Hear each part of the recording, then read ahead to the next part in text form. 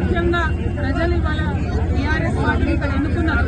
ఆనాడు రాహుల్ గాంధీ గారు వచ్చి ఇక్కడ ప్రచారం చేసినా కూడా వారిని కాదని కేసీఆర్ గారి బొమ్మను చూసి సంజయ్ కుమార్ గారిని గెలిపించినారు.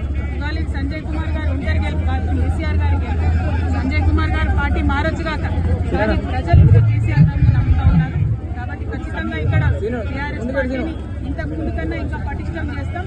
రానున్న రోజుల్లో టీఆర్ఎస్ జెండాను మళ్ళొకసారి ప్రజల ఆశీర్వాదంతో జగిత్యాల్లో ఎగరేస్తామని చెప్తాం. కేవలం అభివృద్ధి కోసమే పార్టీ మారేది తప్ప దేనికోసం కాదని చెప్పి మరి ఈ సంవత్సర కాలంలో ఒక చిన్న రోడ్